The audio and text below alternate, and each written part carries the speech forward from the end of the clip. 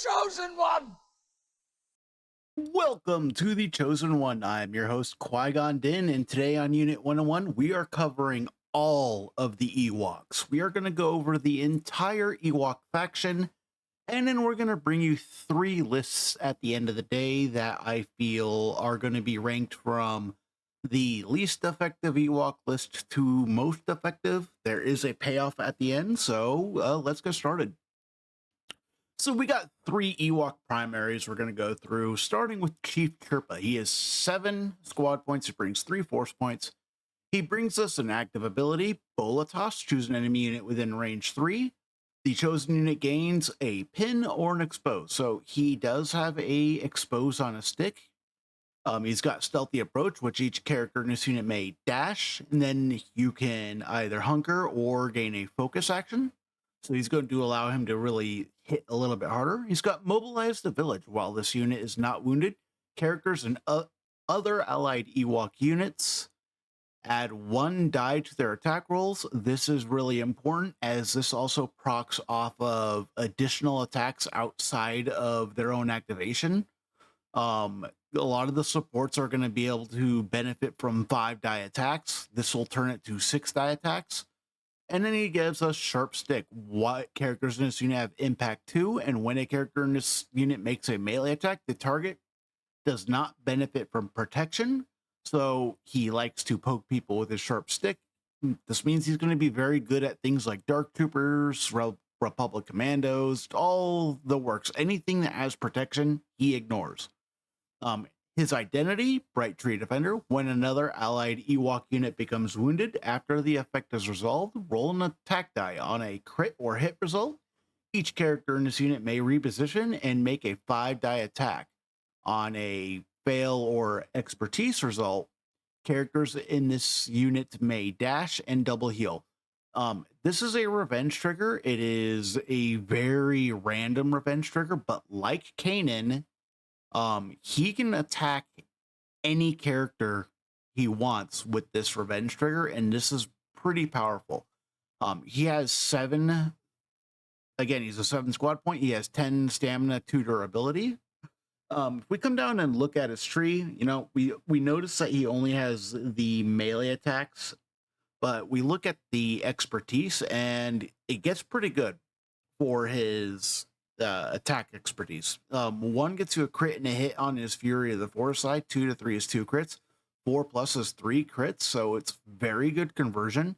Keep in mind that if he does his focus, this side will be throwing 10 attack dice, so he can really start to do some of these conditions. This tree does 9 damage, which is pretty solid. We get to his Bright Tree Elder.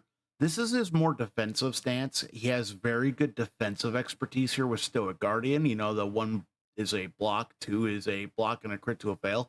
3 plus is 2 blocks, crit to a fail. When you're starting to pump up his defense dice with the low gray combo, he really starts to get pretty tanky. And yeah, again, the melee expertise is just fine here. He's going to be throwing 9 dice with that focus action, and 1, 2, 3, 4, 5, 6. This side maxes out at 9 damage, or 8 damage, I should say, and it's all in all very good. You get the reactivate ability here. He doesn't have a pin on this tree, but you know, you can do the pin, the expose. You can actually stack up an extra damage with that pin on the Bola Toss. So you can end up turning that to 2, 4, 6, 7, 8, 9, 10 damage. Yeah, Chief Chirpa is here to be very aggressive.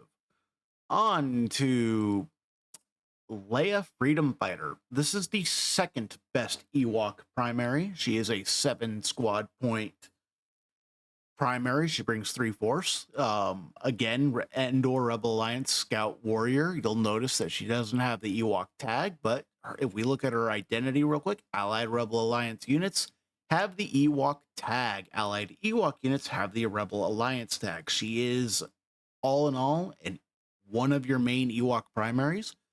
She brings us Infiltrate. At the start of this unit's activation, 1 Allied Rebel Alliance character may advance. Means she is advancing Ewoks which is important. She also has defensive maneuver, which means she can dash and gain a hunger. Explosive charge, choose an active objective within 3. Each allied character within 2 of that objective may dash and gain hunger.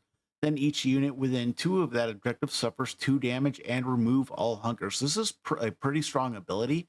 But this ability has been overpowered by Boss's version, which is just nuts. Still very strong. It's going to add extra damage output for her. She has the much loved Coordinate Fire Expose, and this is for Rebel Alliance characters. But again, Ewoks are turned into Rebels for this. So when a character in another Allied Rebel Alliance unit makes an attack as part of a combat action before dice are rolled, this unit may use this ability. If the targeted character is within 5 of this character in this unit, the target gains exposed.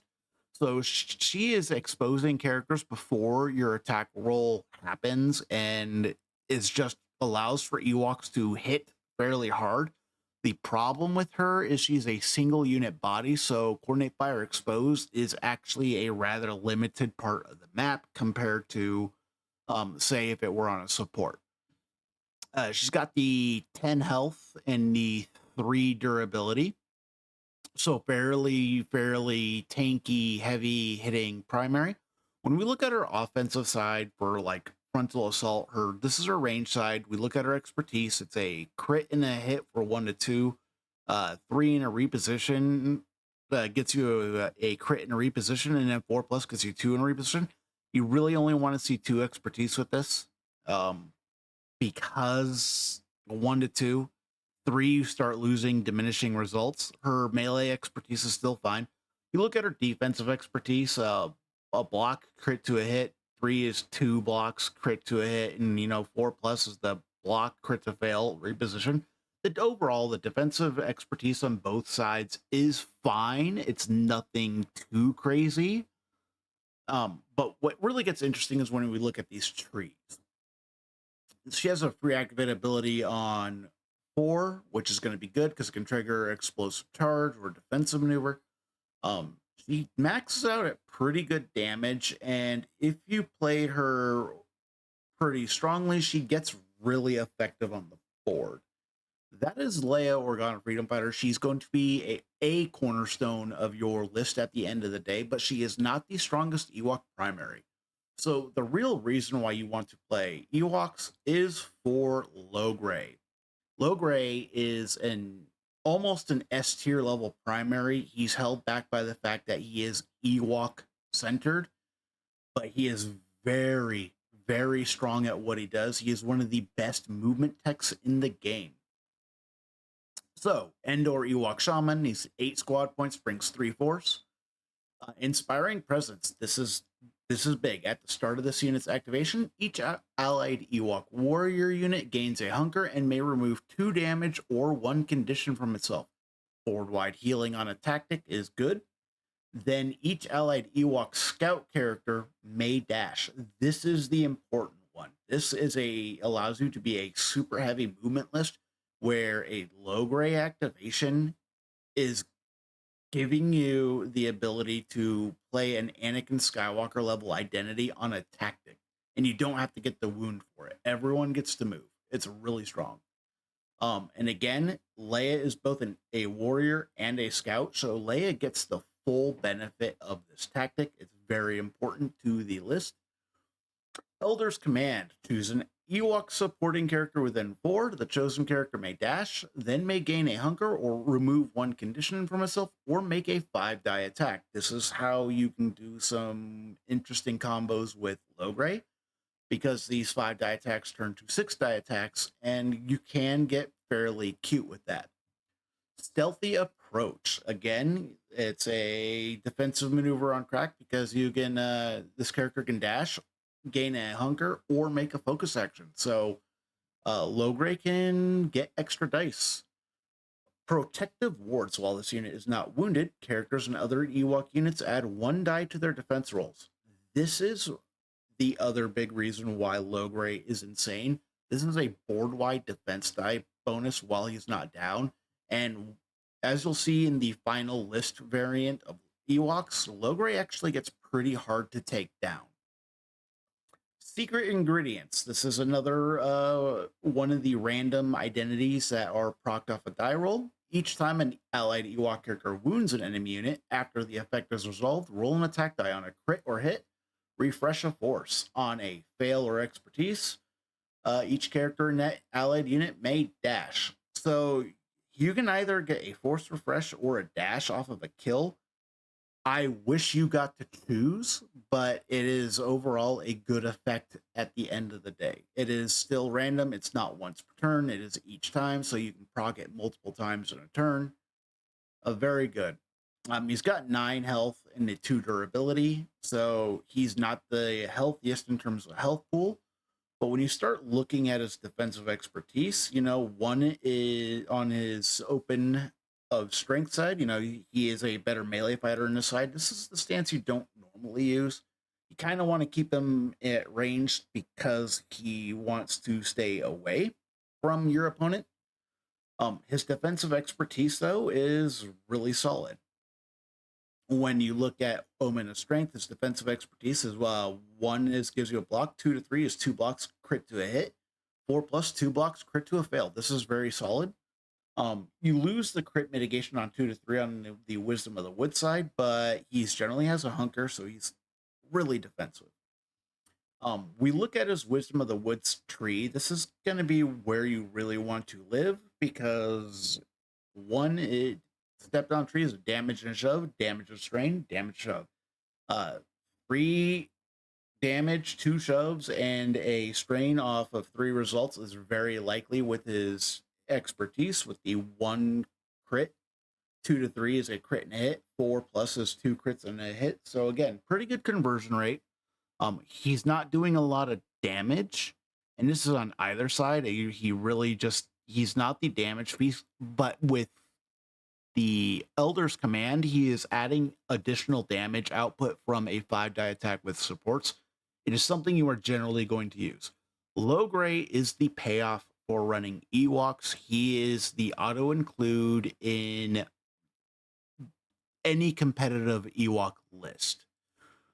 We're going to get right into the secondaries, starting with the worst Ewok secondary. I'm not going to spend much time on Poplu. He's got a cool feigned retreat, choose another allied Ewok character, within 3, and an enemy character the chosen character is engaged with. The chosen allied Ewok may reposition away from the chosen enemy and gain hunker. Then the chosen enemy character gains exposed and may dash towards the chosen allied character. This is really cute, but it's so situational that you're never going to use it. It's, again, stealthy approach. Fearless and inventive. He can get extra melee dice, but as you'll see, adding extra dice with him is not what you want to be doing.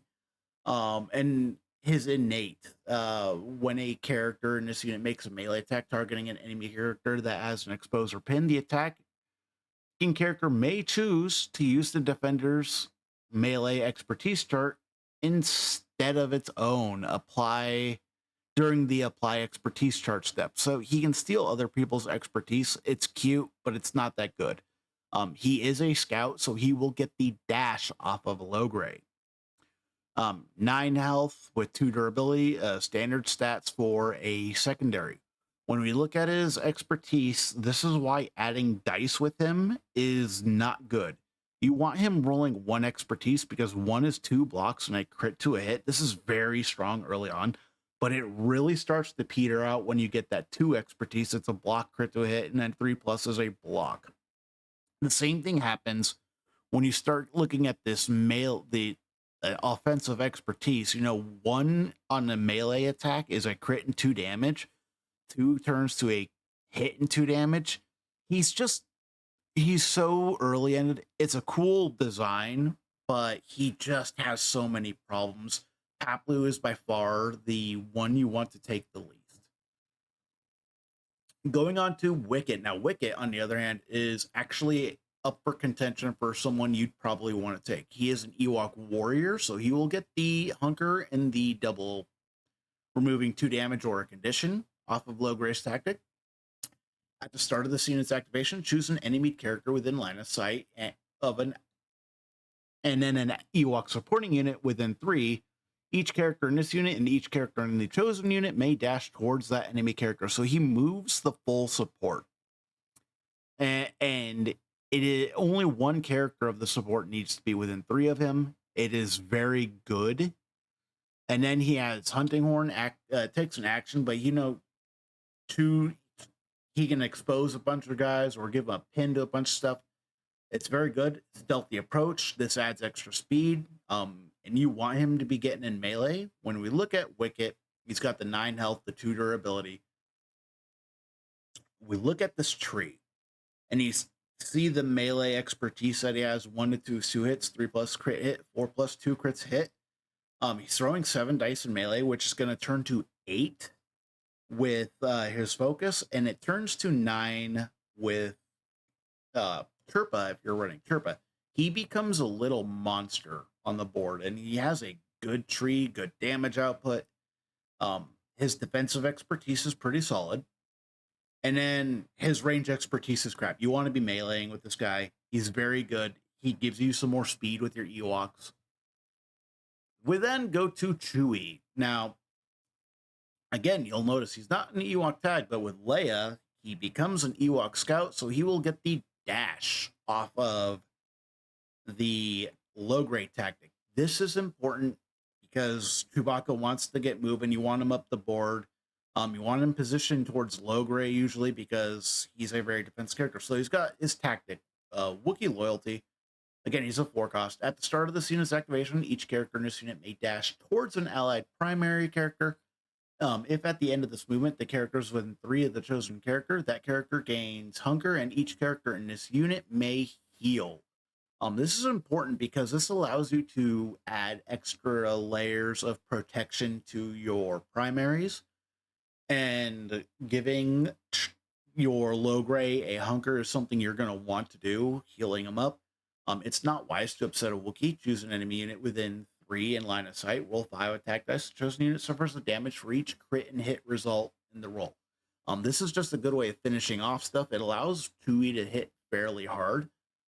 Bodyguard, allied primary characters within 2 and allied secondary characters within 2 of a character in his unit gain cover 1. Chewie benefits from his own cover, which is really cool. It means he's going to be throwing an extra dice at range.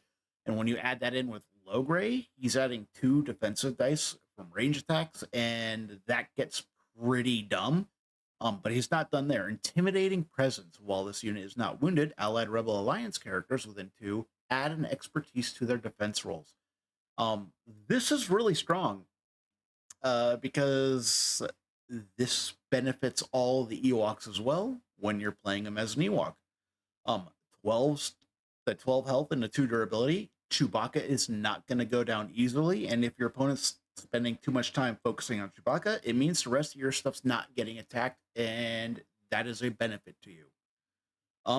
Disarming, this is a cool stance. We look at his defensive expertise because this is where it counts. 1 to 2 is a block with a heal. 3+ is a block, a hit to a fail, and another heal. 4+ is a block, crit to a fail, heal. Keep in mind, you are adding an expertise, so if you roll the 2 expertise defensively, he's going to get that 3 result, which is really good. When you're rolling 2 defensive expertise and you're getting a block, a hit to a fail, and a heal, that is insanely strong. Especially when you start adding in the fact that he is going to be rolling 7 defense dice at range because of his bodyguard. He becomes really tanky. And then, you look at his offense. Bowcaster, he's rolling 1, gets you 2 hits. 2 expertise gets you 2 crits. Him throwing a range attack, if he rolls that 2 expertise, he's likely to get 2 steps down his tree, which is 2 damage and an expose, or 3 damage and a shove. Like, the 2 steps in his tree are really good. In melee, he even kind of gets crazy too with Rog. 1 to 3 is a crit and hit. This is very good. 4 is a crit hit, block to fail, and then 5+ is a crit hit, 2 blocks to fails. You don't want to be rolling like any more than like 1 or 2 expertise with them. If you roll the 1, it's a sweet spot. It's very, very solid. Chewbacca is a workhorse in the Ewok list, and this is going to be your one of your go-to secondaries, in my opinion. Um, there is contention between him and Wicket as to which one you play. I just feel that Chewbacca is too important to the list overall. We're getting to the star of the show, though. C-3PO and R2-D2. This is the best secondary for Ewoks by far, now that he is 3 points, and he does a lot of work. We're not even going to bother looking at his attack tree. His attack tree doesn't matter. He is all about the abilities. Brilliant option. Brilliant duration. Choose an allied Ewok supporting character within 4. The chosen character may dash, heal, gain a hunker, or make a 5-die attack. Then one in this character may dash, double heal, gain a hunker, or make a 5-die attack. This is really, really strong because of how it works. You choose your Ewok supporting character, and then you get extra action economy out of C-3PO and R2-D2. The dash can give him movement. He has a reactive. R2, I'm not sure it's such a good idea. When an allied Rebel Alliance unit within 4 or an allied Ewok unit within 4 starts its activation, this unit may use this ability. The activating unit may remove 1 condition from itself. This is good because this affects every character in your list. This isn't like R2 and Lando, where it only affects secondaries and primaries. You can remove a condition off of any of your Ewoks. This is very good. He can do it with himself. He is just really being a workhorse at healing. We look at his innate, the divine influence. While this unit's active stance is against my programming, allied Ewok units within 5 have scale, and Ewok characters within 5 can climb even when they are engaged. This is insane. Because you can start using all your movement, and with the scales and low grade moving everyone on the board, it means that you can really go, heights don't matter. While this unit's active stance is an angry trilling, allied Ewok characters within 5 had steadfast. If you have a bunch of points and you need to hold them, now they all have steadfast, and it makes them that much harder to deal with. Goodness gracious me. While 1 or more allied Ewok units that are not wounded are within 3, characters in this unit cannot be targeted with range attacks. This includes himself. If he is with Leia, he can never be shot. Doesn't matter. We look at his health and his durability. It's 8 health, 2 durability. Doesn't matter. He's probably never going to die. He can scale himself as well with that movement, so you can put him up on top of a ledge and body block a point, and your opponent can't take that point possibly. He is a very annoying piece. We look at his trees. You look at his defensive expertise. If he's against my programming, 1 to 2 is a block. 3 is a block and a heal. 4 plus is 2 blocks, heal, and a crit to a fail. So he's actually pretty defensive. He's got movement on his anger trilogy side. We don't really look at the attacking stance because he does no damage, like more healing and whatnot. You generally don't want to be attacking with Bart, with C-3PO and R2, as that means you're putting them at engagement, and having them in engagement makes them killable, and you really want these guys alive just on a point. They are the ultimate support secondary, and they really unlock a lot of what you can do with Ewoks now. I think they're a rock star. By far, this is the best design for a 3-point character in the game. I don't think there's any close second in terms of like theme for what these guys are doing for Ewoks. These guys are definitely strong now. It is one of the strongest glow ups in the patch. We're going to get on to supports now, and we're starting with Ewok Trappers. So 4 cost Ewok Trappers. They got stealthy approach, so they get the dash and the hunker, or they get the focus action. They get battle tactics. This allows them to bring their battle tactic card, which is the whole reason to even want to be playing these guys. Camouflage, they start with the hunker, that they're going to need it. Strength in numbers. When this unit makes an attack as part of combat action for each allied Ewok character engaged with the target that is not wounded, add an attack die to their attack roll. uh, they're going to need those attack dice. 7 health, 2 durability. These guys are going to go down. These are the scouts, so they'll get the dash. When we look at their melee expertise, 1 to 2 is a hit and a damage. 3 is 2 hits and a damage. 4 is a crit and a damage. You look at their stats. These guys are nothing to talk about. The Ewok Trap's primitive artifacts, battle tactic. So when you flip this card up, you do the effect, and then you activate the next card. That's a character. The crit's the only one really worth mentioning here. If you roll a crit with that die, each enemy unit that is contesting the chosen objective gains pin, then push each character that is contesting the objective 2 away from the objective, and then each pushed character suffers 2 damage. If you get that crit, you're basically automatically taking a point, which is going to be very strong.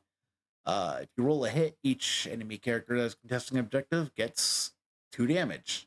On an expertise, they're going to gain the pin and 2 damage. And on a fail, they're just going to gain the pin. The battle tactic is cute. It's very strong.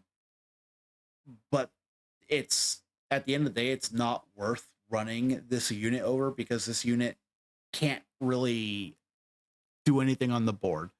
We're going to look at a support that's close to being good.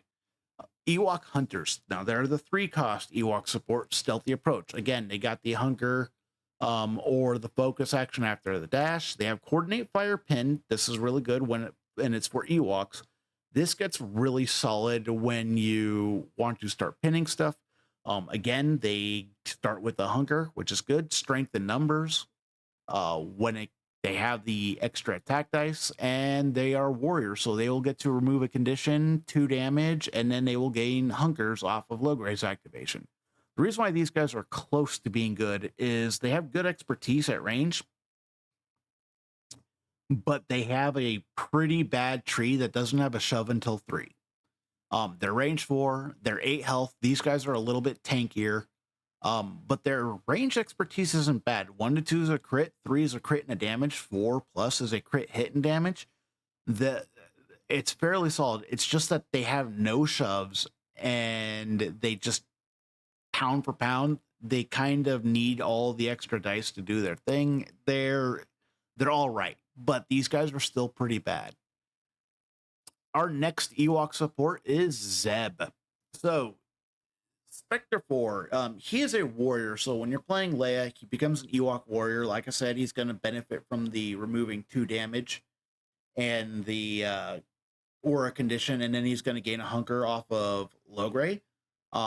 He brings an ability, this is going to hurt Pal. Choose an allied Rebel Alliance character within line of sight. One character may dash towards the chosen character. If it's a Spectre, you may advance, but you're not playing Spectres. He's an Ewok in this list.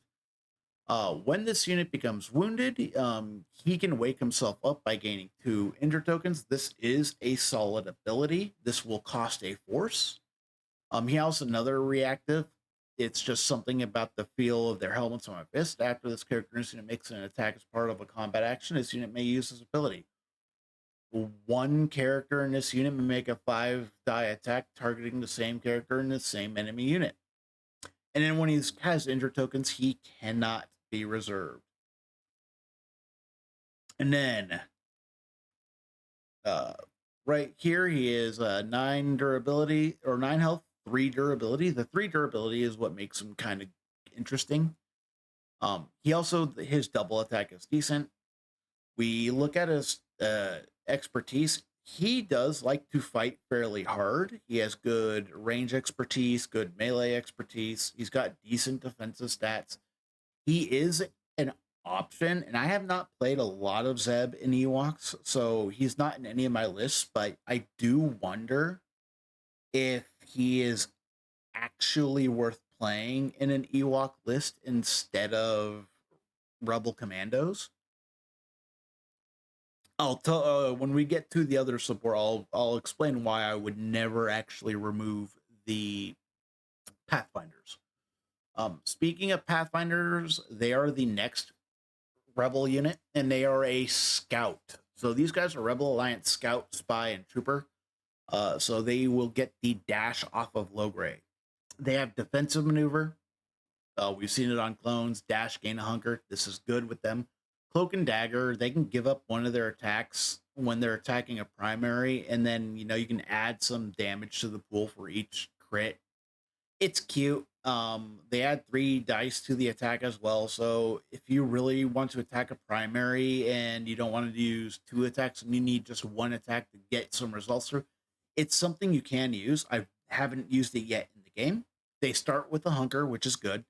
And then Pathfinders. This is their other innate. This is why we're playing them. Characters in this unit have immunity to pin, and they have scale. Additionally, when a character in this unit would dash, if they have 1 or more hunkers, this character can instead advance.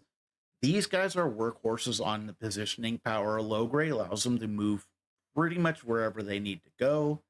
And we can start looking at their stats. 8-2, so they are a bit tanky. The immunity to pin is also big because it means they can't be pinned down. They're always going to be able to do their thing. We look at their stats. They're going to be getting a 5 defense dice with low gray because of that defensive boost. And then when you're having Chewbacca really makes these guys like rock stars, giving them their expertise. They also have the hunker, so these guys get really hard to take down really quick. Offensively, 6 attack dice is not a lot, but they have decent offensive expertise. Their weak spot is their tree. They are good at dealing damage, but that is the only thing they do. They're likely only to do 3 damage on their attacks, which means you're going to do 6 damage on their turn, but you're not going to hit any of the shoves. These guys are objective pieces, and they are going to be your key to playing the scoring game. They survive a lot longer than any of the other Ewok supports, other than maybe Zeb.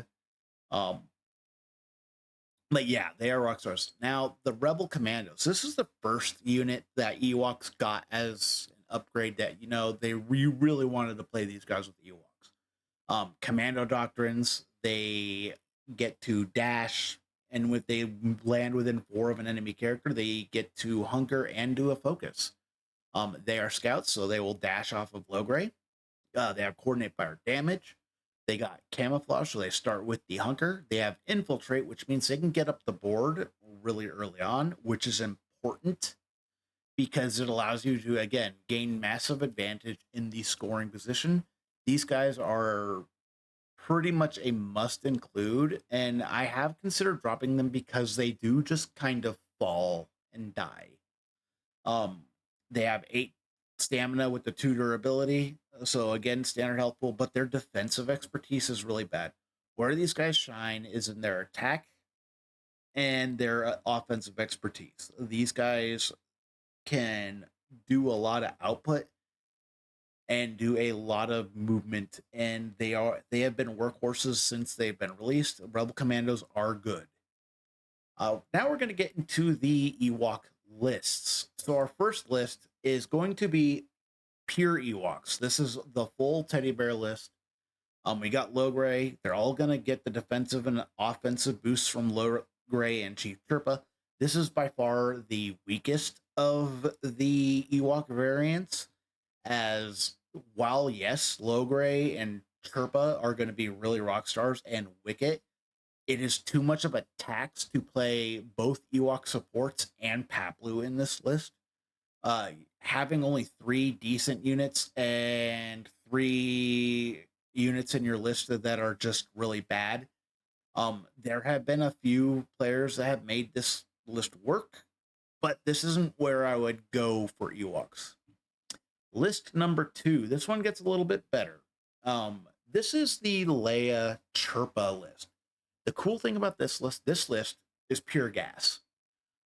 Everything gets an additional attack dice, which means the Pathfinders are hitting a bit harder, especially with Chief Chirpa, especially with the extra 5-die attack that turns to a 6-die attack with C-3PO and R2.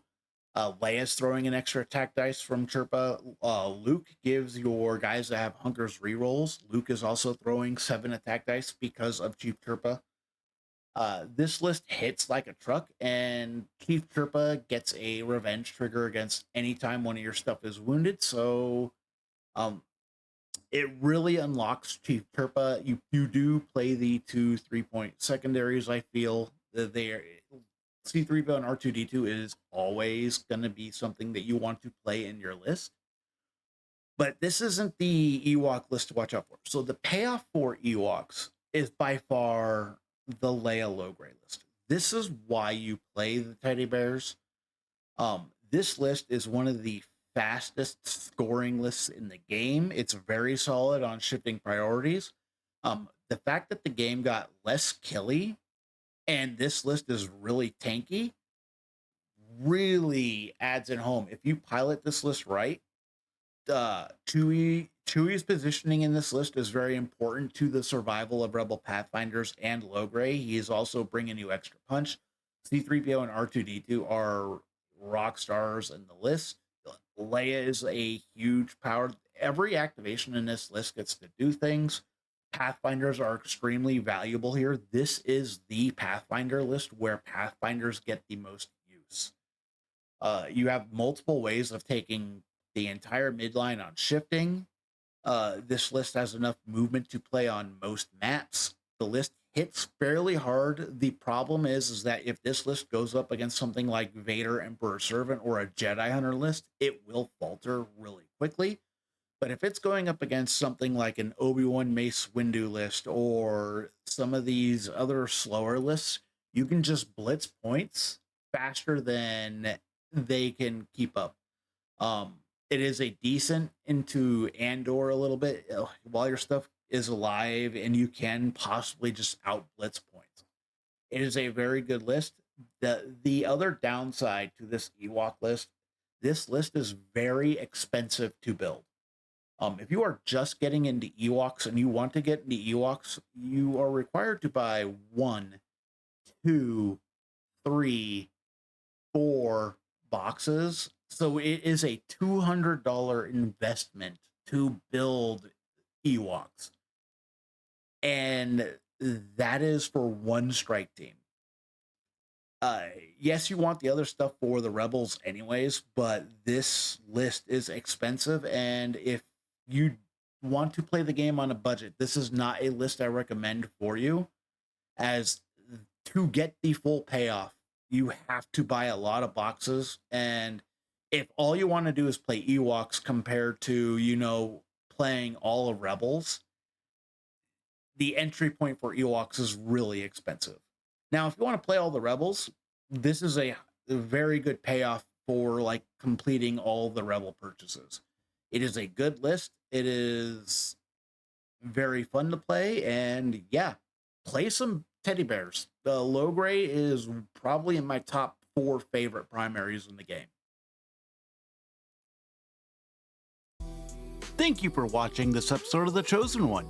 If you'd like to watch the next video, you can watch the one in the link above. And if you want to listen to the podcast, you can listen to the playlist below. Thank you and have a nice day. Thank you for your support. Please like and subscribe.